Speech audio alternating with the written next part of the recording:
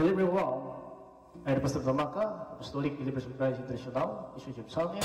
Don't forget to like, share, subscribe, and post notification bell for update every day the new videos. Thank you so much. God bless us all. Praise Galilea, magandang umaga po sa lahat.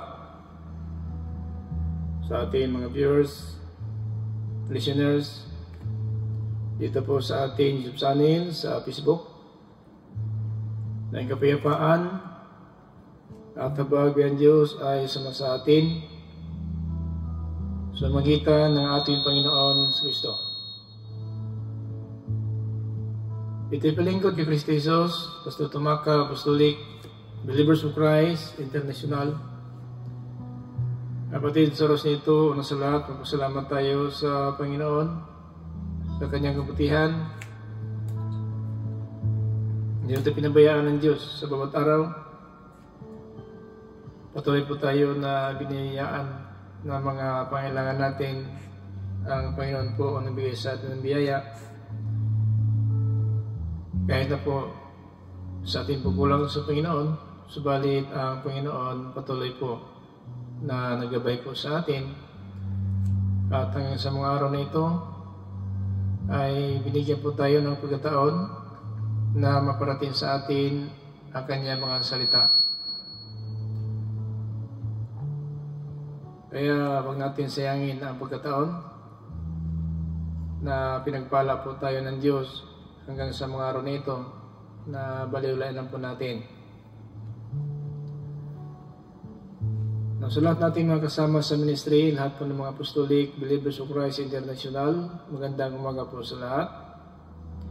Hapon, gabi man, sanda ko ng daigdig, naway ang kapayapaan at habag ng Diyos ay sama sa atin sa magitan ng ating Panginoon Hesus Kristo. Noong kahapon mga kapatid, ating pinag-aralan tungkol po sa bautismo, kung sino ba talaga ang totoong may bautismo, o baka umaasa lang po tayo na mayroong bautismo, yung pala wala. Nakahapon mga kapatid, pinag-aralan po natin tungkol po sa bata na isilang babae-lalaki ayon po sa kautusan ni Moises sa Levítico 12:1 at 5. Na kapag ang isang babae ay nanganak ng lalaki at babae, mayroon pong alituntunin na binigay po ng Panginoon kay Moises para po na sundin ng mga angkan ni Israel. Na kapag ang bata ay ipinanganak kung lalaki, ang kanyang ina, manatili po ito na 7 araw na siya ay magmalinis sa kanyang pagdudugo, at pagdating na 8 araw, tuliin ang bata at pangalan siya sa kanyang pangalan na nais ng mga magulang. At paglagpas po, kung paglipas ng 33 days, 33 araw, ay maghanda sila ng tupa, kalapati, kung bato-bato man, upang ialay sa Panginoon sa paglilinis ng bata at ang ina. No, sa kanyang karumihan, habang siya po ay naghintay ng araw. Yan po ang sinabi ng Biblia. Yan po pinag-aralan natin kahapon. So ipatuloy lang po natin ito para manawaan natin ang Biblia, para po na tayo mismo ang magpapatunay kung may prove natin na talaga mayroon tayong kasiguruan at may bautismo. Sapagkat ang bautismo kailangan talaga bautismo po na ito po ginagawa ng mga propeta at ng mga apostol. Kasi propeta John the Baptist ay gumawa din ng bautismo bago pa ang Kristo na papako sa cross. Now, ang bautismo naman natin ngayon na sinusunod natin, ito po ang bautismo ng apostolis na diyan po tayo nagkaisa po ng kanyang kamatayan sa itaas ng cross. Now, si John the Baptist, naparito po siya ayon sa kautusan ni Moises. Then, pagkatapos po ng pagtupad ng nakasulat ng ating Kristo sa kanya sa Biblia, ay ipinako na po siya sa cross. Now, anong kaibahan ng kautusan ni Moises at ng kautusan ng Panginoon Kristo? So, sa kautusan na bigyan ng Israel, may kaibahan po sa New Testament at saka Old Testament. Kasi sa Old Testament, yung kakatayan nila po, tupa, guya, kambing, no? So, yun po ang paglinis ng mga angkan ng Israel kapag sila po ay naging marumi sa paningin ng Diyos. Na yun po mga kapatid, isang anino lang po yan ng darating na walang iba ang ating Panginoong Kristo. So, dugo pa rin ang kapatawaran, paglilinis po ng angkan ng Israel. Hanggang sa palitan po ng Kristo, dugo pa rin niya ang naglinis sa ating walang hanggang kapatawaran.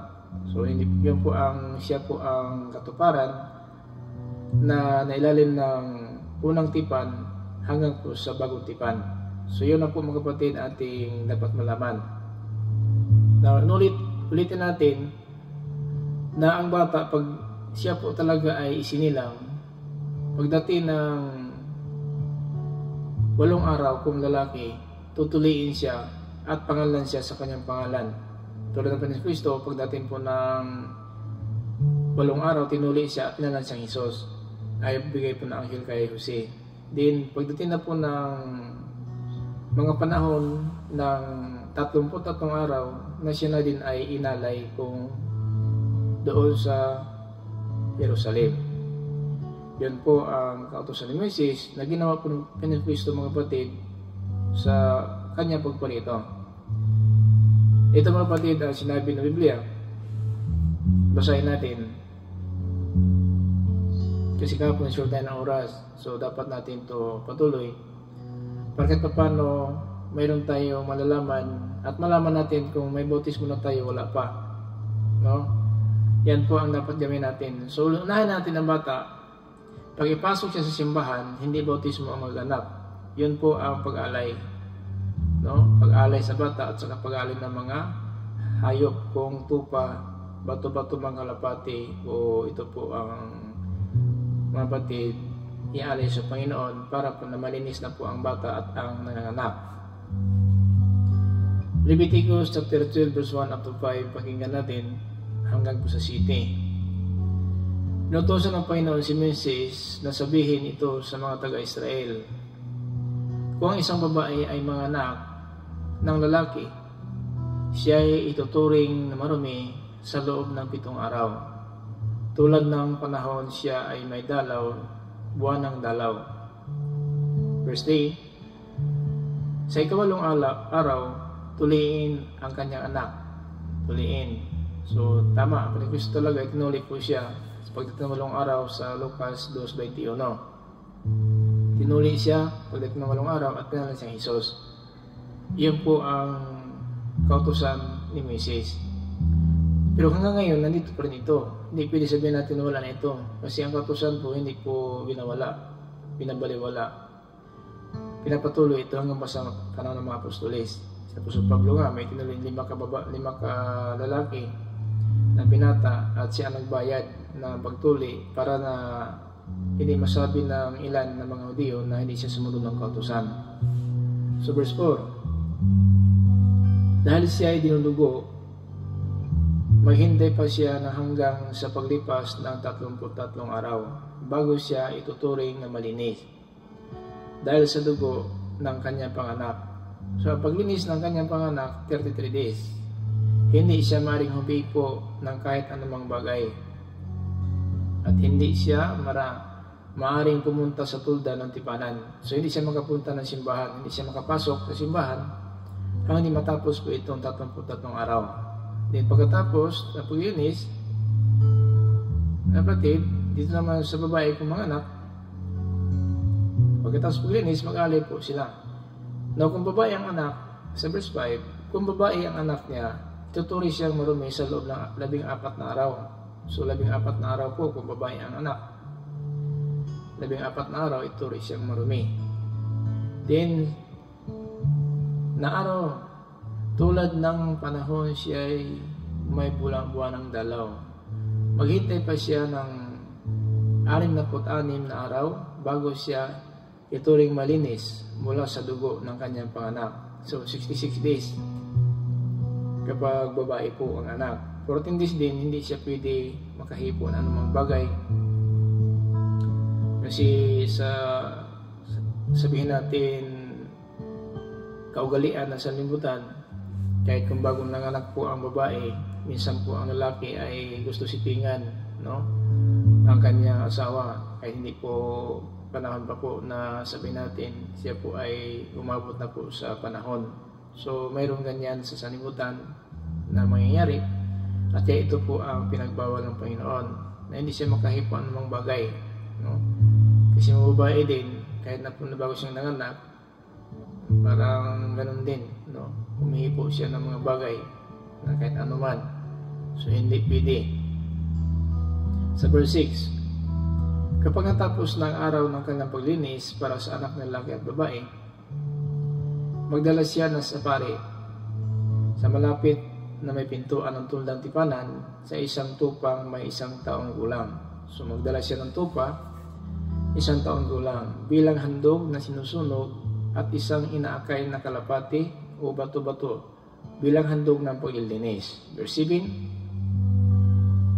hinandog ito sa pari sa Panginoon. Hinandog ito ng pari para sa Panginoon para malinis ang kanyang karumihan dahil sa kanyang pagdudugo sa panganak niya, at magiging malinis na siya. Kung hindi niya kaya ang handog ng tupa, maghandog siya ng 2 kalapati. So ito po ang naabot ni Maria ni Jose na inalay po ang Hesus Kristo. Ito po handog nila, itong kalapati lang at bato-bato. So kasi wala silang tupa, so ang hinandog ni Jose ni Maria kay Father Simeon, yun po ay bato-bato at kalapati. So, wait na ito, malinis na po siya sa handog na ito. So, sa pamagitan ng nagawang ito ng pari, maalis ang karumihan niya at inutuloy siyang malinis. Ito ang mga tuntunin tungkol sa babaeng nanganak. So, yan po mga kapatid, ang utos. Kaya ang bata, pag pinasok sa simbahan na mula sa kanyang pagsilang, hindi ipobautismo. Ito po ang tinatawag na pag-alay sa Panginoon at paghandog nila ng tupa, bato-bato, kung kalapati, kung bato-bato. Ito po ang kautusan ni Moises. Alam na po natin na hindi pala bautismo ang gagawin sa bata kapag ito po ay pinasok po sa simbahan. Hindi talaga yan bautismo. Now, subalit, hindi may iwasan natin sa mga tradisyon kung lituntunin na minsan din yun po. Ako kasi po, ganun din. Ako po ay nabautismo po sa loob ng simbahan. Ako po ay sabihin natin na hindi ko alam kung ano po yung ginagawa sa akin ng aking mga magulang. Tulad ng aking mga magulang din, na sila din ganun ang bautismo sa loob ng simbahan. Pero yung bata pala na ipasok sa simbahan, hindi bautismo ang mangyari. Hindi bautismo ang seremonyas na gagawin, yung pala ang pag-alay. At maghandog sila ng tupa na 1 taong gulang, o kung hindi mo maabot ng tupa, wala kang tupa, pwede kalapati, 2 bato-bato, 2 kalapati at 2 bato-bato. So ito pong naabot na po ni Maria ni Jose na siya po ay inalay sa Panginoon, no? Naghandog lang po sila ng bato-bato. Ito mapatid sa Lucas 2:21 at 2:24. Pakinggan natin mga kapatid para maintindihan natin at mapakinggan natin kung ano ba talaga itong ibig sabihin ng bata kapag ipinasok po sa simbahan. 21-24 sa Kabanata 2, talata 21 hanggang 24. Pakinggan natin.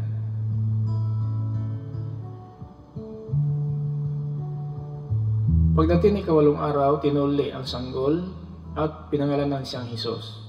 Ito ang pangalang ibinigay ng anghel bago pa siya ipinaglihi. Verse 22. Dumating ang araw sa paghandog ni Jose at Maria sa templo ng Jerusalem ayon sa kautusan ni Moises, patungkol sa mga babaeng nanganak upang maituring silang malinis. Dinala nila ang sanggol sa Jerusalem para ihandog sa Panginoon.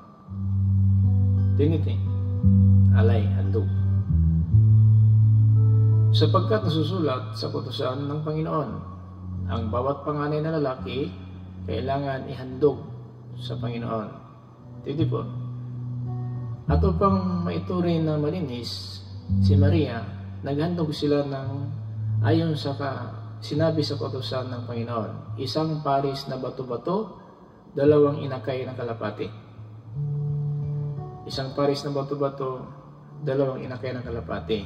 Ito lang po ang naabot talaga ni Maria, hindi po tupa. So, hindi man talaga ay sabihin natin masagana kung maunlad ang buhay. So, sa panahon ng Kristo mga kapatid, naabot na po nila itong bato-bato at kalapati ang hinandog sa Panginoon. Yun po. So, maliwanag po na ang bata pala, pag pinasok sa simbahan, hindi bautismo. Ngayon, kung yun ang nangyari sa iyo, na ikaw maliit pa at sinabi mo na ikaw bautismado na, so dapat alam mo ito. Na ito pala ang wala pang bautismo, itong tumatanggap ng seremonyos na ito, wala po silang bautismo. Kasi ang bautismo po, hindi po para sa bata. Hindi para sa bata ang bautismo. Ang bautismo para po sa marunong magsisi. Kasi yung bata, hindi po, wala pong ginawang kasalanan niya. Kasi kung 33 days lang pang bata mula isinilang, ipasok sa simbahan, at saka ang babae 66 days, paano gagawa ng kasalanan yon? Paano magsisi yun? Hindi nga niya alam. Tayo dati, ganun din. Natin alam na ito pala ang ginawa ng ating mga magulang. Kasi ako, bautismado din ako sa Katoliko. Bautismado ako din na rebaptize ako ng Apostolic is 2003. So, mag 30 years na po ako. Kasi 73 ako isilang. Din ako po ay na-rebaptize ng pangalan ng Panginoon Kristo is mag 30 na po ako kasi 2003 ako na-rebaptize in the name of Jesus Christ. Doon na po sa tubig, doon na po sa ilog. So yun na po ang nangyari sa akin. So bakit iniskas natin ito? Hindi natin ito iniskas para na manira po tayo ha. Biblika lang po tayo. Ito po, binigyan tayo ng Panginoon pagkataon na maging tagapagturo tayo ng kanyang salita para malaman natin ang katotohanan. Dahil po, pag wala tayong bautismo, walang kapatawaran. Eh sinabi ko na nga, baka sabihin mo ikaw na bautismo sa bata ka pa ako, nangyari din sa akin yan. Ako na bautismo din ako, no? Sa ganun paraan, sa simbahan. Pero bakit nag-rebaptize ako? Kasi ito nag-Kristo mga kapatid na lumaki na po din siya. Paglaki niya na malapit na siya mag-30, pumunta siya sa Jordan. Now, sing panis sa Kristo mga kapatid, dumating ang panahon na siya mo magpabautismo doon sa ilog ng Jordan. Mula siya sa Galilea, papunta po ng ilog ng Jordan para magpabautismo siya kan John the Baptist. Yan na po, bautismo na po itong sinabi dito. Basahin natin sa Matthew chapter 3, 13 to 17. Dumating si Jesus sa ilog ng Jordan mula sa Galilea at pinuntahan niya si Juan upang magpabautismo. Ito, bautismo talaga yung pinag-usapan nito. Bautismo na ito. Tumutol si Juan na bautismuhan si Jesus at sinabi, bakit magpabautismo ka sa akin? Ako ang dapat magpabautismo sa iyo. So si John the Baptist, kasi siya po tagapagbautismo. Tagapagbautismo po si John the Baptist. Din, sino magbautismo sa kanya? Siya tagapagbautismo, walang magbautismo sa kanya. Kaya sabi niya, ako ang dapat magpabautismo sa iyo. Pero sabi ng Panginoon sa 15, pero sumagot si Jesus, hayaan mong mangyari ito ngayon. Dahil ito ang narapat natin gawin upang matupad ang kalooban ng Diyos. So yung pagkalooban ng Diyos, na siya din ay dapat bautismuhan. Ating Panginoon Kristo. So ito mga kapatid, malapit na po siya mag 30 years na nagpabautismo po siya. 16. At kaya pumayag na lang si Juan. Nang nabautismuhan na si Jesus, umahon siya sa tubig. Bumukas ang langit at nakita ni Jesus ang Espiritu ng Diyos na bumaba sa kanya na tulad ng isang kalapati. So nakita niya ang Espiritu ng Diyos, Espiritu Santo, pumatong sa kanyang balikat, bumaba sa kanya. So yun po ang bautismo na dapat natin gawin hindi po sa loob ng simbahan. Ang bautismo na gawin natin ay yun po mga kapatid, dapat doon po sa ilog. Kasi ang sa simbahan, yun po talaga ang paghandog, no? Dedication sa bata. Yun po. So hindi po talaga pwede mga kapatid na ganun po ang ating akala, bautismado na po tayo. Ito i-biblical lang po natin para ito paano marami tayong matutunan dito. Pagkatapos ng bautismo, umahon siya sa tubig, sa ilog. Nang umahon siya sa ilog, mga kapatid, bukas ang langit. Kaya nang iwan ng halimbawa ang Panginoon Kristo para tularan natin na kung anong ginawa sa kanya ng bata pa siya po ay inalay, ganun din tayo. Alay lang pala yun, ginawa ng mga magulang natin. Alay. Then paglaki ng Kristo, naglakad na po siya papunta ng Jordan galing sa Galilea. Ayun na po din.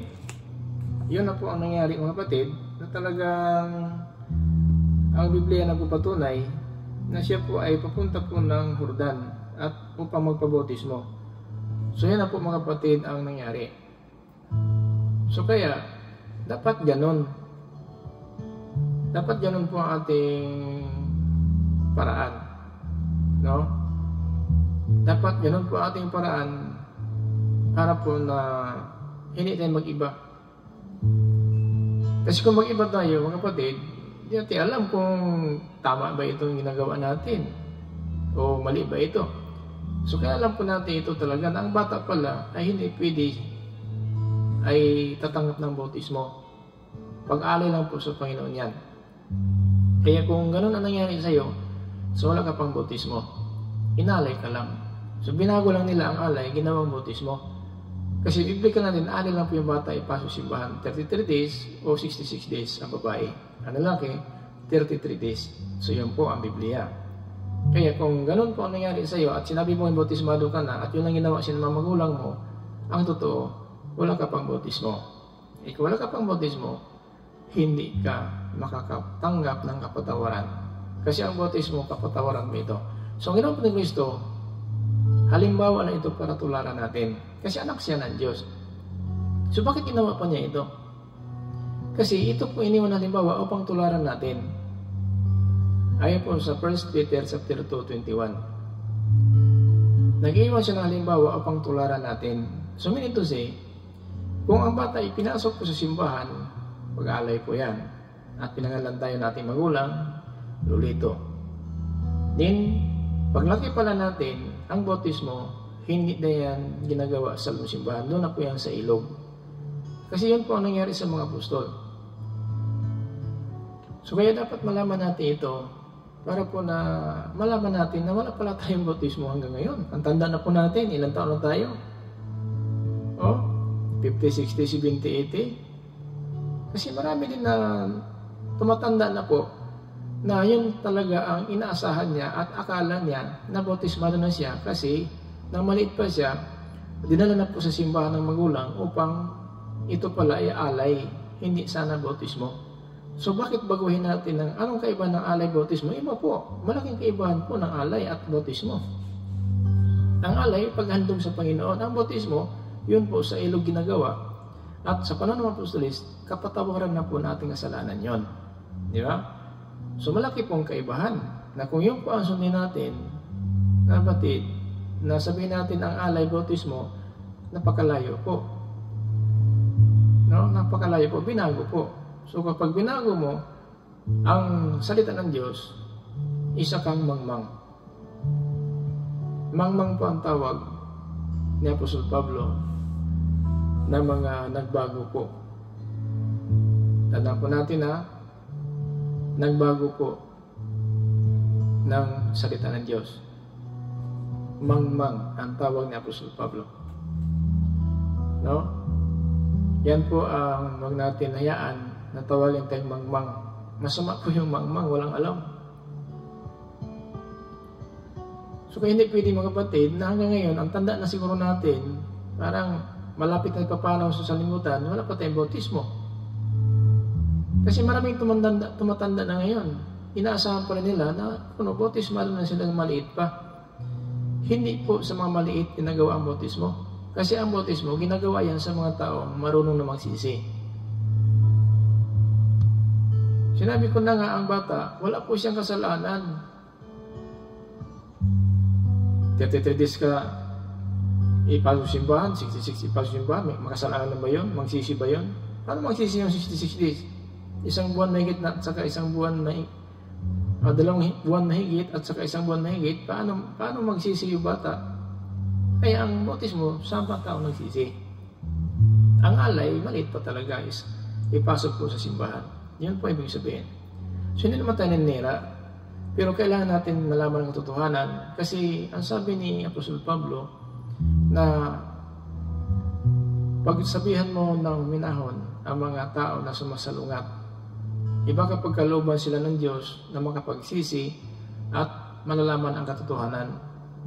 Kasi minsan po talaga ay pinanindigan po natin na ating sabihin natin prinsipyo. Pinindigan po natin, pastor, baptismo na ngayon, pastor. Kaya lang ka binaptismuhan, malit pa ako, pastor. Di ba? Mayroon, ganyan po ang sagot. So, hindi po baptismo yan, sinabi ko sa inyo. Ito po ginawa po lang natin para malaman natin ang katotohanan, dahil ang katotohanan palaya po sa atin, hindi relihiyon. Kaya kung alipin ka ng samahan na yan, kung relihiyon niya, sabihin natin sinasakupan mo, kung ganun po ang ginawa sa iyo, so, ang tawag po ng Biblia sa mga tao hindi sumunod ng salita ng Diyos, binago ang salita ng Diyos, mangmang ang tawag ni Apostol Pablo. So, huwag naman mga kapatid, na gano'n na lang ang describe ng Biblia na kamangmangan, no? Kapag binago natin ang salita ng Diyos, kamangmangan po yan. Delikado po mga kapatid ang katayuan natin. Kasi kapamakan talaga ating kantungan kung baguhin natin ang Biblia. So, kung bata, hindi bautismo gawin. Yan, seremonyas niya, tinatawag na pag-alay sa Panginoon, o dedication. Dikit mo ang bata sa Panginoon, at saka yun. Pero wala nang alay nga na tupa, bato-bato, kalapati, kasi Kristo inalay na po. So, linisin po yan sa pamagitan ng pangalan na ating Panginoon Kristo. Yun po ang ginawa natin sa bata. Yan po ginawa natin pag seremonyas po ng pag-alay. Wala na pong kalapati, bato-bato o tupa, isang taon gulang, bato-bato, kalapati, kundi ang pangalan sa Kristo mga kapatid ang maglilinis na po.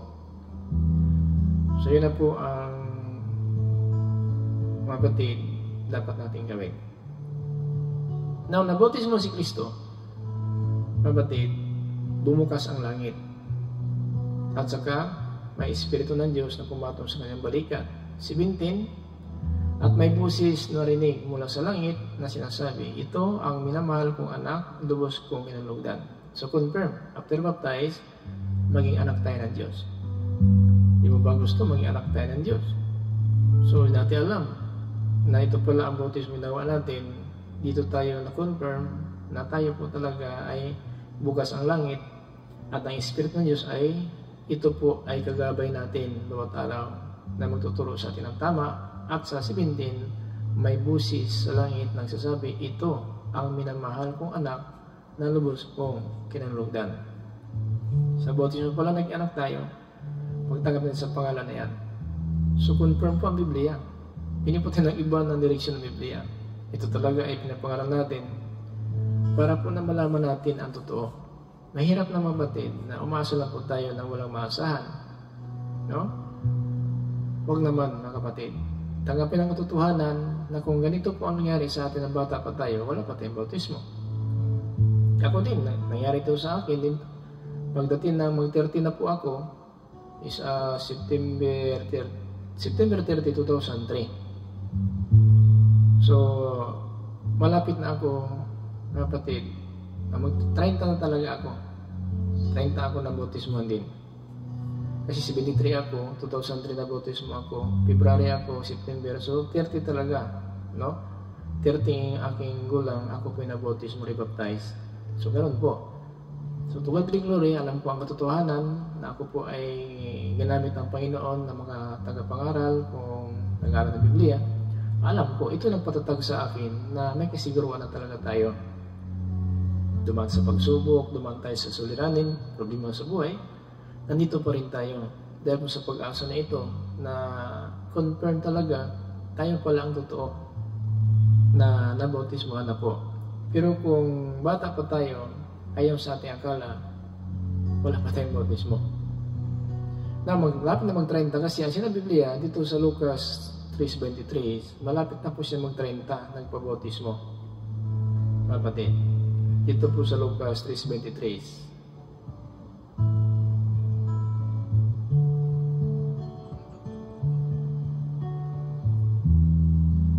Mga 3 taon gulang na si Jesus nang nagsimula siyang mangaral kung nagsimula siya sa kanyang gawain. Magta-30 taon. So meaning, after baptize, 40 days and 40 nights, Jesus fasting. 40 days and 40 nights. After that, Jesus to beginning to sharing, to preaching the Word of God. So, nag-umpisa na po siya na papahayag ng salita ng Diyos tungkol po ng kaharian ng langit. So, malapit na mag-30 siya ng bautismo kasi 40 days lang po in 40 night ang agwat lang po. 4 na pong araw, 4 na pong gabi, nag-umpisa na po siya ng aral pagkatapos siya na bautismuhan. So, yun po. Malapit na po siya mag-30. Okay ha? Maliwanag ang Biblia na kung yun po ang nangyari sa atin, na maliit pa ito inasa natin, akala natin yun talaga at minsan po talaga ay pinagtanggol natin ang ating pananampalataya, ang ating tutunan, pero baka mali. So ayaw ng Diyos na mali po pala ang ating akala. Kasi hindi natin na akala tama, may akala po mali, may akala na tama din. No? So yun po, kinukorreksyon tayo ng Panginoon para po tayo po ay yung akala natin ay hindi mali. Yung inakala natin, tama talaga ang aking akala, tama ang aking nalalaman. Yun po. So, ganun mga kapatid. Isa sinabi na, yun ang akala ko. So, may akala po na tama. Kasi akala hindi siguro. Akala nga. Pero may akala po na tama. Tama ang akala ko. Tama ang hinala ko. Ganun. So, ganun po. Parang iniisipan mo lang, tama ba ito? Mali ba ito? So, napatunayan mo na tama. Tama pala. Akala ko kasi hindi tama. Di ba? Akala ko kasi mali yun. So, pero tama pala. Pero may akala talaga na mali. Mali pala yung akala ko. Akala ko kasi yun ang dapat kong gawin. Yung pala hindi. Mayroon naman akala na, tama aking akala. Tama aking akala. Akala ko talaga na hindi tama yun. Yung pala tama. Di ba? Akala ko kasi hindi yun totoo. Di ba? Totoo pala. Di ba? May akala po na tama. Akala ko kasi malayo pa. Akala ko hindi itong bahay na ito. Pero ito pala ang bahay. Ito pala ang bahay mo. So akala niya hindi ito bahay mo. Pero nalaman niya ng bandang huli, ito pala yung bahay mo talaga. Akala ko hindi sa'yo. Pero yun pala. Tama ang akala mo. So may akala naman na mali talaga. Akala ko kasi. Di ba? Ganun po. So huwag natin idaan sa akala. Kasi pag akala, 50-50 po yan. Maring tama o mali. Now, dahil ito po ang isang halimbawa, kapatid, na iniwan na po ni Kristo, tularan po natin. No? 1 Peter chapter 2:21. Ito po sinabi po ni Apostol Pedro. Ang mga pagdurusa ni Kristo para sa atin, ang halimbawa na dapat natin tularan, ito ang dahilan kung bakit tinawag tayo para tularan natin ang buhay ni Kristo. Now, alam naman natin, maliit pa siya, 30 days pa siya, inalay kay Padre Simeon, paglaki niya, nagpabautismo. Bakit ngayon natin ito sundin? Natin ito gawin? Na ito ginawa ng Kristo po para halimbawa sa atin ng mga kanyang kapatid. Kapatid ba tayo ng Panginoon Kristo? Kapatid tayo po kasi siya ang panganay na anak. Panganay na anak at tayo naging kapatid sa pangitan na po niya. Kaya Pastor, may mabasa ba kayo ang kapatid mo si Kristo? Mayroon po. Mateo 12, 49:50. Pakinggan natin kung sino po ituloy niya kapatid. Tayo po yan na naging masunurin po. Hallelujah, sa kalooban natin, Diyos Ama na nasa langit. 12:49-50. Itinuro niya ang kanyang tagasunod niya at sinabi, ito ang aking ina at aking mga kapatid.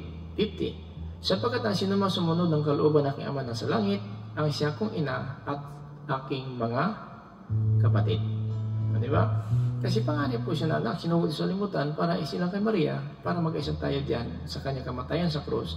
At dahil po siya, kanyang ginagawa ay nakamit natin ang kaligtasan. Tama po. Naging kapatid tayo ng Panginoon? Oo. Dahil po sa ating pagsunod sa kalooban ng ating Ama na sa langit. Ngayon, sinusundin ang relihiyon, si pastor ba? Si Father ba? Hindi po. Ang Diyos. Si Father, si Pastor, ginamit po ng Diyos para turuan tayo ng kanyang salita. Pero kung sumunod ng Pastor, sumunod ng Father, sino man ang tuturo na iba sa nakasulat, wag na. Kasi dagdag na po yan at may parusa na po yung dagdag. Di ba? No. Kung wala ka pang bautismo, magpabautismo ka na. Kasi kung darating si kamatayan, wala kang bautismo, pananagutan mo ang iyong ginagawa. Pananagutan mo. Nakatago man o nahayag sa araw ng paghukom. Ecclesiastes 12:14. Pakinggan natin. Ito po ang sinabi sa 12:14 sa Ecclesiastes. Sapagkat hatulan tayo ng Diyos ayon sa lahat nating ginagawa. Mabuti man o masama, hayag man o lihim. Diba? Hatulan tayong lahat. Ngayon, kung hindi mo natanggap ang kapatawaran na dito pa sa lupa tayo, pagharap natin sa hatol, ikaw ang mananagot. Paano mo yan? Paano bayaran natin ating kamalian sa bawat araw, seconds, minuto, oras man nagkamali tayo? Nakasulat pa doon sa aklat ng gawa, doon sa langit. Napakahaba na sa listahan natin. No? Paano bayaran yan? Dugo lang po ang kabayaran. No? Pantubos ng utang natin sa kasalanan, pantubos ang dugo ng ating Panginoon Kristo. 9:12 sa Hebreo. Pakinggan natin. Ito po ang sinabi ng San Pablo. Hebreo 9:12. Minsan lang pumasok si Kristo sa pinakabanal na lugar. At hindi dugo ng kambing o guya ang dala niya, kundi ang sarili niyang dugo. At sa pamamagitan ng kanyang dugo, tinubos niya tayo sa makasalanan natin magpakailanman. Di ba? So ngayon, paano natin mapapatunayan na tinubos na tayo? Sa akala lang natin, hindi po. Kailangan may proof tayo sa Biblia. Dapat i-prove natin sa Biblia na totoo talaga. Mayroon na tayong katubusan. Dahil po alam na namatay siya upang lupigin ang kapangyarihan ng kamatayan. Na ito po yung kasalanan. Na kung hindi ka nakasama sa kanyang kamatayan, na tayo ang mananagot pagdating ng hatol. Paano bayaran natin yon? Kaya nga, dahil walang matidula kahit isa, na paritong anak ng Diyos para po sa lahat. Tama lang ang 3:16 sa Juan 3:16. Ganun lamang pag-ibig ng Diyos, sa kanyang gandang loob pinaparito ang kanyang kaisa-isang anak upang lahat sumampalataya hindi mapahamak, kundi magkaroon ng buhay na walang hanggan. So, kasi ang lahat mo ng palataya, bautismado po sila sa pangalan ni Jesus. Kaya kung wala kang bautismo, may panampalataya ka kulang. Kasi si Marcos ang patunay, ang sumampalataya at mabautismuhan, maliligtan. Ngayon, kung wala ka pang bautismo, may panampalataya ka na nga, maaga ka pang gumising papunta ng simbahan, wala ka pang bautismo. Pagkamatay natin, tayo pa rin ang mananagot sa ating mga kasalanan. Pero, kung bautismado na tayo sa pangalan ng ating Panginoong Kristo, buhay pa tayo kay Kristo na po tayo. Kahapon po dito nagtapos, balikan natin ang Colosas 2:12. Ito po ang ating last verse kahapon. Balikan natin ito. Inilibing na kayong kasama ni Kristo ng bautismuhan kayo. At dahil kay Kristo na kayo, muli na kayong binuhay kasama niya. Dahil nananalig kayo sa kapangyarihan ng Diyos na bumuhay sa Kanya. Sa bautismo pala, dito tayo, kapatid, nalibing kasama niya. Alam naman natin siya muling nabuhay. At kaya sinabi dito na muli kayong binuhay. So buhay na tayo pala. Kahit na hindi pa tayo namatay, buhay na tayo pala sa paningin ng Diyos kapag bautismado na po tayo. Napaganda po. Kung bautismado na tayo ngayon, wala tayong pagdalawang isip o pag-alinlangan dahil ang Biblia ang nagpapatunay dito, inilibing na kayong kasama ni Kristo nang bautismuhan kayo. Kaya kung bautismado ka na, so huwag ka nang magdalawang isip, huwag ka nang manghina, huwag ka nang babalik sa salimutan kasi secure na po tayo. Mayroon na tayong katibayan at kasiguruan sa kanyang pagparito. Kasi yung pagparito niya, yung kay Kristo lang po. Yung mga bautismado lang na nagpapatuloy. May bautismado naman ngayon na bumalik naman sa salimutan. Malaki ang parusa kapag ganun din. Bautismado na tayo. Balik tayo sa salimutan. Dati, ang ginagawa natin, mainit sa paglilingkod. Ngayon, hindi na. Ang isang buwan na 4 na linggo, naging 1, 2, 3, wala na pong pang-4 na linggo. So, naging 3 linggo, 2 linggo, 1 linggo, at minsan wala pong linggo. So, kapag nanghina na po tayo sa mananampalataya, mahirap na po ang simbahan puntahan dahil po ang ating pananampalataya hinakita ng Panginoon. Sana mga kapatid, nagkatulong po sa atin ito. Itong bautismo talaga, kailangan natin ito. Now, ang bautismo apostolis, Acts 2:38, ang sabi ni Apostol Pedro, magsisi kayo at magpabautismo kayo. So, ang pagsisi, sinasama ng bautismo. Kaya kung marami nagsisi, walang bautismo, hindi pagsisi yan. Kasi ang pagsisi, pagtalikod. Iba po ang nangumpisal. Iba po yung nangumpisal na tinanggap mo ang kamalian mo, pero ang pagsisi, pagtalikod.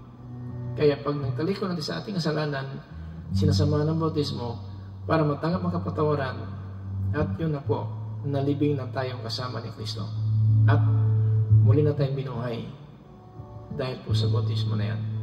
Acts 2:38, kung gawa, Kabanata 2, talata 38. So yun na po mga kapatid, ang bautismo na pinapangaral din natin hanggang sa mga araw na ito, na sana po magkaisa tayo sa bautismo na yan para po na mabuhay ang pag-asa natin at magpatuloy tayo sa ating pananampalataya. So walang ibang bautismo, in the name of Jesus Christ. Kung sabihin natin na Mateo 20:19, bautismo din yung pastor, yun po ang utos. At tingnan natin saan po tinutupad at ginagawa yung utos na yan, doon tayo sa paggawa. Kasi hindi tayo nutusan dyan ang mga apostol. So minsan kasi may mga tao ngayon na nag-adapt po dyan ng verse, Mateo 20:19. So natin sila hayaan natin sila, panampalataya po nila yun. Ang panampalataya natin galing sa Diyos, ito po ang turo sa atin. Na ang bautismo pala ng totoo, Iglesia ng Diyos, manampalataya, pangalan po ng ating Panginoon Kristo. So ingat tayo mga kapatid. Sana po, video lang kasi ito, tama na po itong video natin. Maraming salamat po sa mga verse natin. Kung bautismo po usapan, ang bautismo para sa matanda, hindi sa bata. No? At ang bautismo, hindi ginagawa sa simbahan, ginagawa ito sa ilog. At ang bautismo, ito'y tanda ng pagsisi. Isa Mateo 3:11, binautismo ako kayo, tanda ng pagsisi, sabi ni John the Baptist. So, bautismo pala, tanda ng pagsisi. So, yun po mga kapatid, ang mensahe ng Diyos para po sa araw na ito.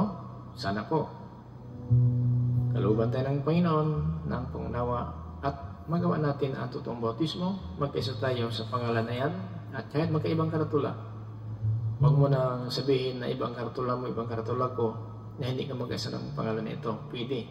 Kahit anong karatula, basta ang bautismo, in the name of Jesus Christ, magpabautismo tayo.